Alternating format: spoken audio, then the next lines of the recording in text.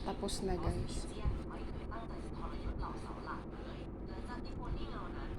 What are you doing there, eyes?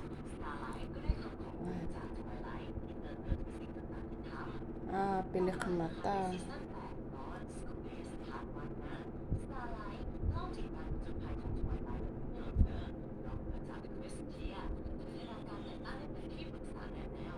Maghapon niya ginawa yan guys.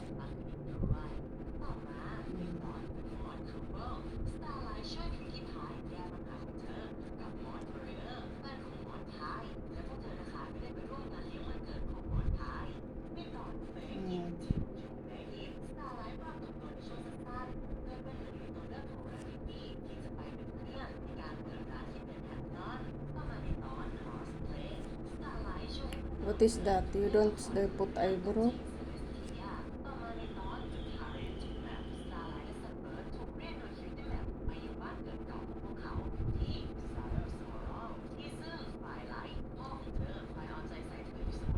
Anime, ang hilig niya kasing manood ng anime guys. Kaya yan, anime ang na-drawing niya. Palagi niyang na-drawing anime.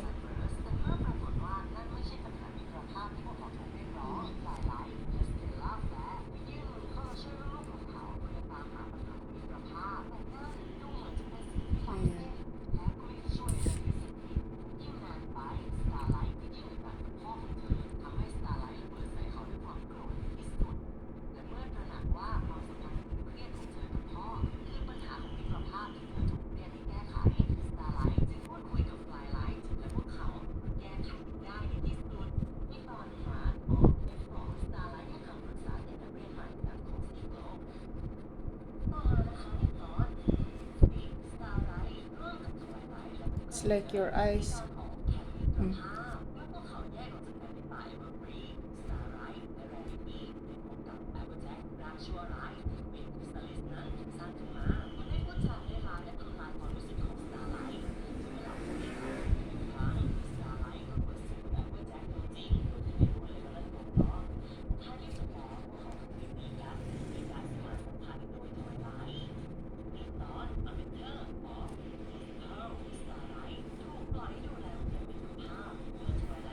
Nagano kasi yung camera pagka ayan.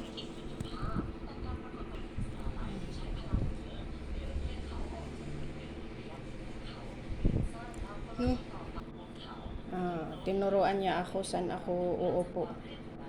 Dito daw para lahat makita sa likod niya. Nasa likod niya ako guys. I'm in her back. Nakukuha yung ayan oh, yung pinapanood niya habang nagdo-drawing, nanonood siya ng ba yan? Little Pony. That's a Little Pony. That's your cartoons when you are small. Little Pony. Little Pony.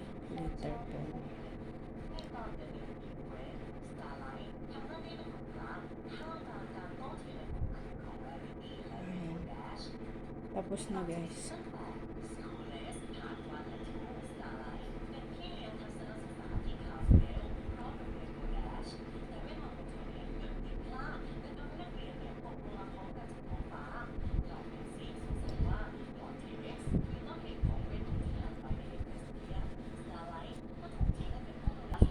Ayan yung mga ginamit niyang mga color guys. Tapos ito.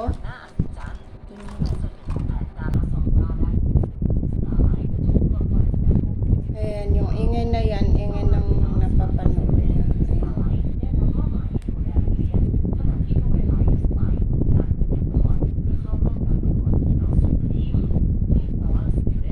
Unan niyang pinatong niya sa una.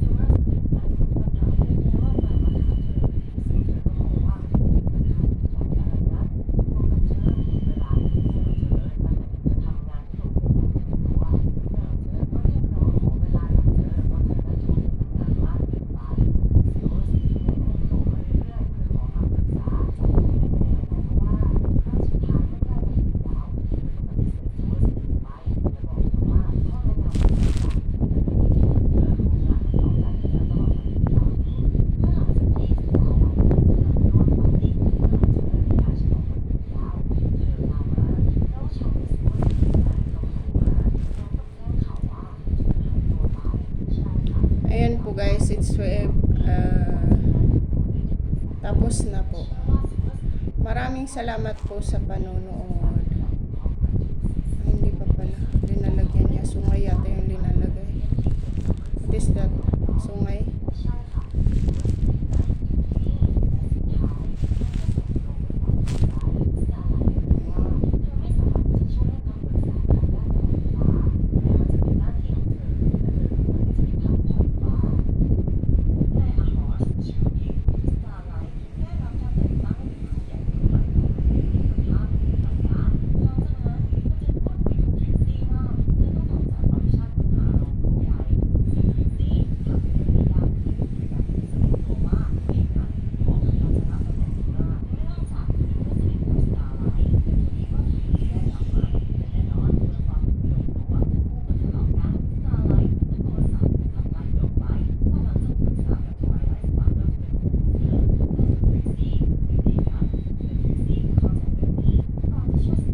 It's going. Why it's the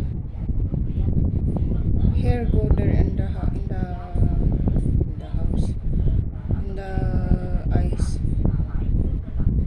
Ang kanya. Like isa. Like your hair.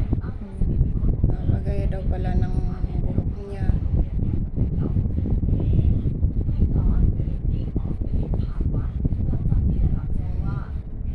Pwede nyo din po pag-aralan ito, guys. Sa kanya kasi sandali lang. Mga ano siya, mga 3 years old siya, nagaganya-ganyan.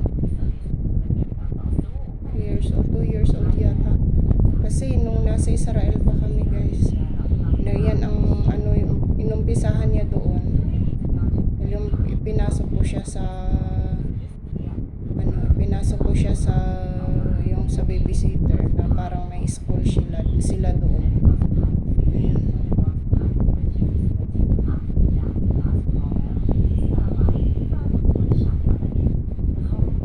Hanggang sa pagdating niya dito, yung mga dinodrawing niya, nadodrawing niya lagi. Yung mga mga taong yung mga simple-simple lang na drawing.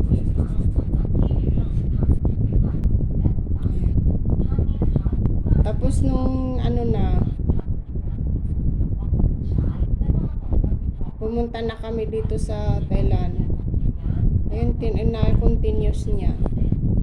Hanggang nung pumasok siya sa school, dito din. Ganyan din ang nila sa school. Ayun. Hanggang natutunan niya.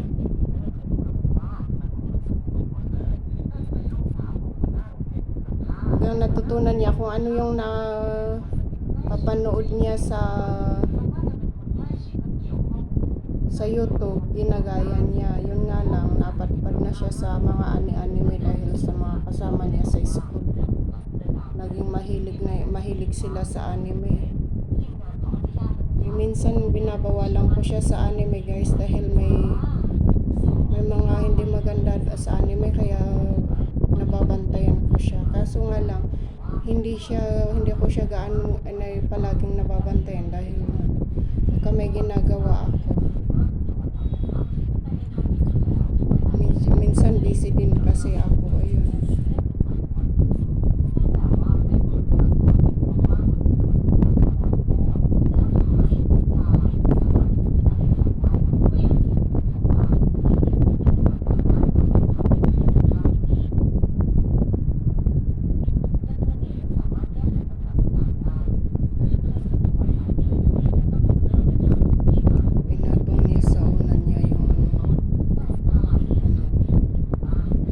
Dito kami sa sala na sinarado ng tatay yung pinto. Ayan. Naglatag kami dito dahil yung tatay panggabi. Ang ingay ng mga cellphone namin, yung mga pinapanood namin, kaya nagsarado.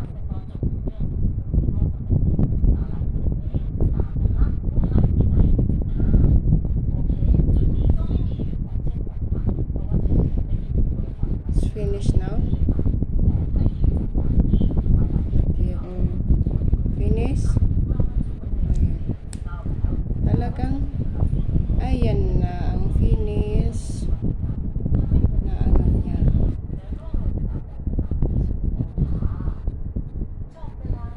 May ano pa siya dito. Palalagyan pa niya ng kulay.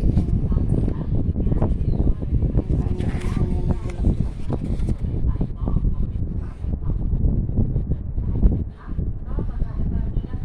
Lalagyan pa niya ng kulay. Baka bukas kasi Sunday wala pa silang school. Ayan, dito din.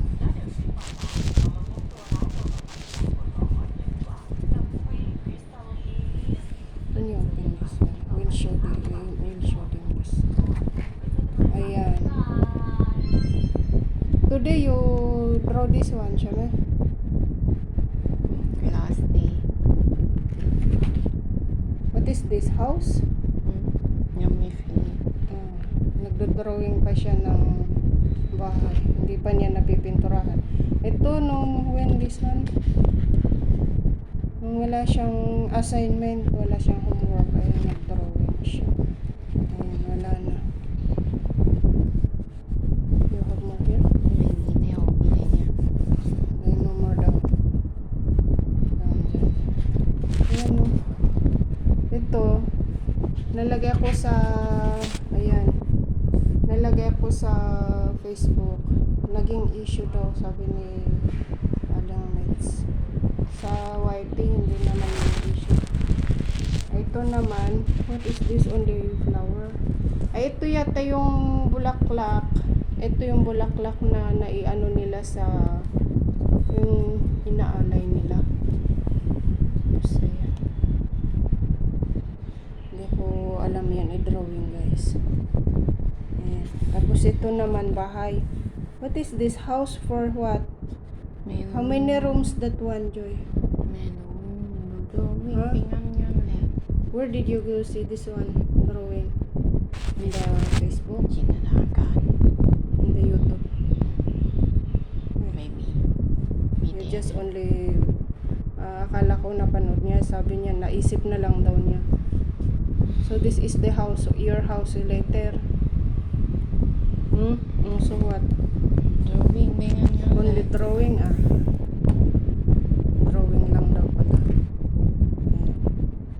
So pwede din po matutunan ng ating anak ito ay guys, dahil pagka sa mga bata pa yan sila, sandali lang nilang ma-memorize yung mga nakikita nila. Eh siya, yung mga nakikita lang niya, nag-interest siya sa mga YouTube.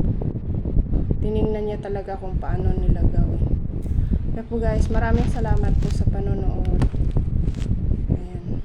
Kaya sa ano pa niya, baka bukas niya yan lalagyan ng kulay. Bye bye po.